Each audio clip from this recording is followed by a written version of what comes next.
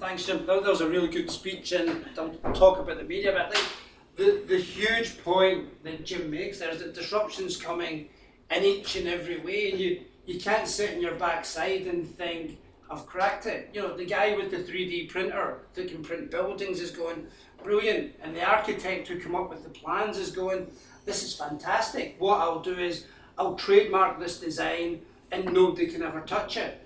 And that would be an architect that's never heard of a BitTorrent site. Because if it can be printed, if it's digital, it can be copied.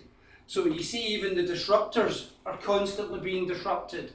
You know, if you look in Scotland on social media, Twitter, which most people say is a secondary platform behind Facebook in terms of usage, in Scotland it's actually 4th or 5th. Instagram's ahead of it, LinkedIn's ahead of it, Facebook is miles ahead of it. You know, I ran Data Labs for a couple of months, and in Scotland there's roughly only 70,000 people tweeting on what you would call at least a once a month basis, which is quite a low figure. And it just shows you, these disruptors come along and they think, right, we're going to be the daddy, and then something comes along and disrupts them. You look at, Uber say, we're the disruptors, and then Google come along and say, well, our car drives itself, and Uber go, well, that's all right, we can jump into that. But then you're going, well, how disruptive is that going to be? For police forces, it's going to be hugely disruptive. There's no money coming to them from speeding or from anything like that. The insurance sector will be absolutely hosed by it. Again, why do you need insurance if all the cars guarantee they can never crash? And you look at the spin-offs from that, suddenly, if there's not as many car crashes, do you need as many ambulances? Do you need as many people working for the likes of Amy and Transport Scotland? There's huge disruption in all of these things. And the disruption's never going to stop. But that's one of the things we've got to remember. Disruption's quite, it's a sexy word. You go, we're disrupting, that sounds quite edgy. It's change.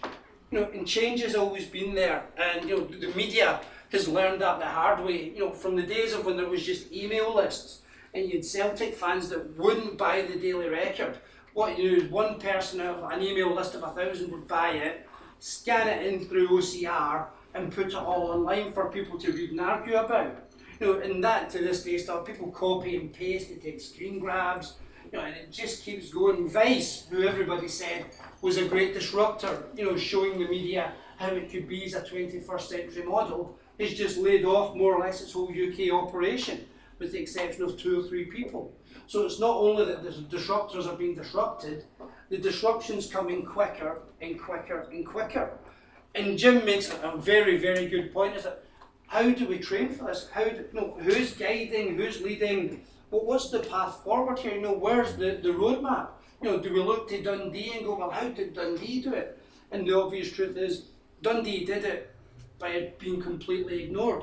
Dundee at some point had a bunch of people who just got on with it. In the early days of the digital success stories of Dundee, if you'd said to people in government or an authority, let's give these guys who are making computer games a bit of kudos, they'd go, hell no, that's either for kids or too edgy. The guy behind Grand Theft Auto's head office in Scotland is now the Old Scotsman building. What further proof do you need there of disruption? But to that point, how do you deal with it? Well, it's quite simple. There's a guy in this room who used to be a really, really good graphic designer. Still is a really good graphic designer as far as I know. But he saw where the landscape was going. He saw change was possible. He saw that to do video and to do good, engaging video no longer needed a camera crew of 15 and more or less to be STV. He saw that with a small agile team, with a quick thinking mindset, you could actually deliver a really good service. And that's Kev O'Neill, who's sitting in the 3rd row. Equally, there's David Grinley sitting somewhere in the room, who a council PR guy, knows his stuff inside out, could get his clients, one of the councils, mentioned wherever it need be. But again, saw where the landscape was going, saw the change, and kept himself on top of it. He learned about Facebook, he learned about PPC, he learned what was needing to be done. Equally, Jim, who spoke very eloquently before me, could have just been teaching traditional business marketing, traditional business. Didn't. He evolved, he flexed with the times. And the room's full of people like that. Tommy Butler's there at the back, some of the guys from BT Communications are here, an organisation that continued to evolve as business demanded it. You look at Brewdog, a company that when it started not even 10 years ago, literally couldn't give its beer away in Aberdeen. And if it had just been two guys making their beer, there'd be yesterday's news. There'd have been a should have been or a could have been. But what happened was they went, let's have a website, that's fine, let's sell our beer online. And the Portman group at the time were going, no, you can't do that. You can't be just letting anyone with a credit card rock up and buy beer. And I went, yeah, we can. What are you going to do about it? Stop us. We'll make sure you're not popular in Britain. And they said, well, we're not popular anyway. What have we got to lose? And it got to the point within their first year, people were spending £50, £60 in postage to order £30 of beer. So they saw a spot in the market.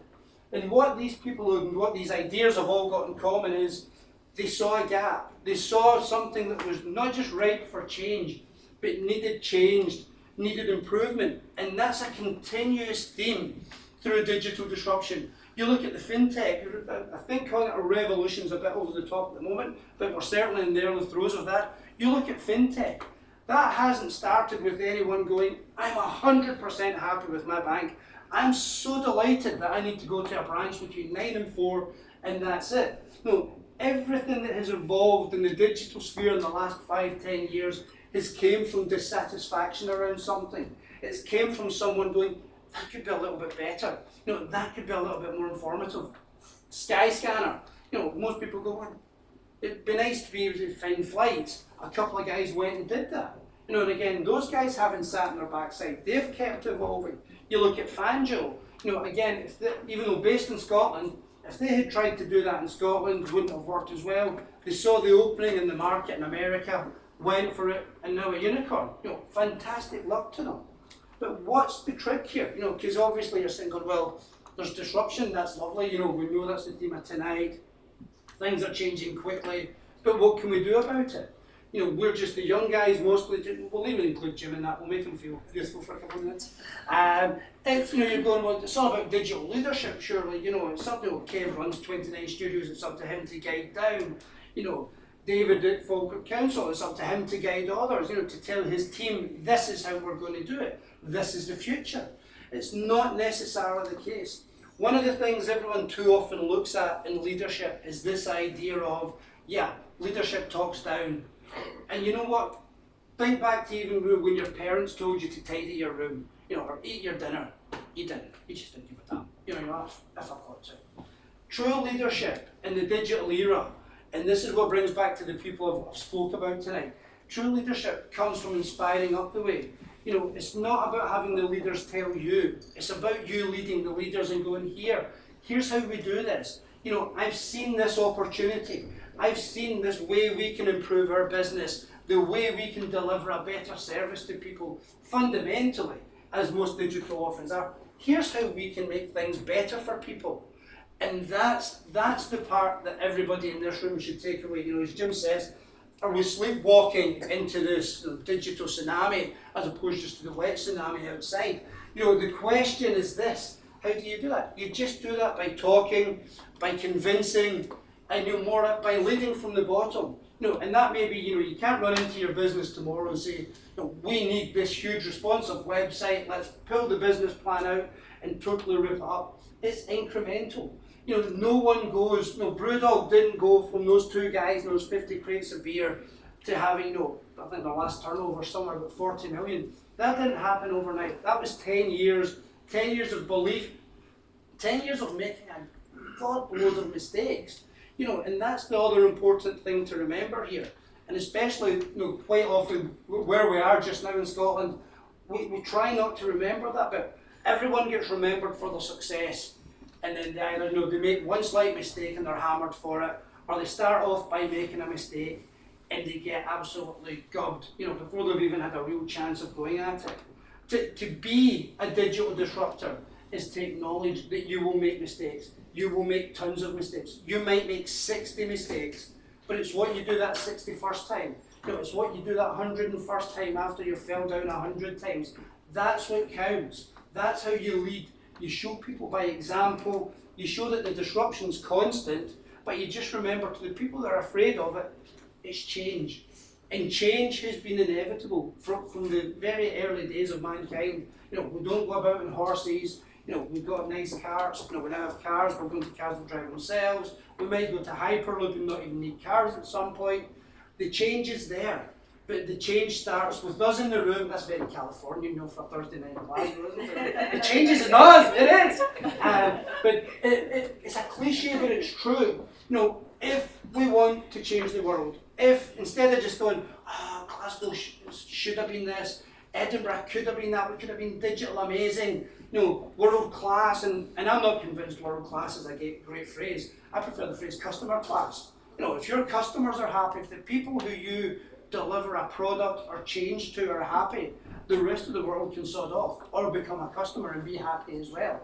But that's where to think about it. You know, yeah, so yep, there is digital disruption coming. It's here just now. It's here to stay. But we can deal with it. And we can deal with it by thinking quickly, thinking fast, evolving fast in terms of, you know, ability. And I think that quite nicely lets me to say, think agile, which I believe is the third topic on the chat tonight. So that lets me sit down and say thank you very much.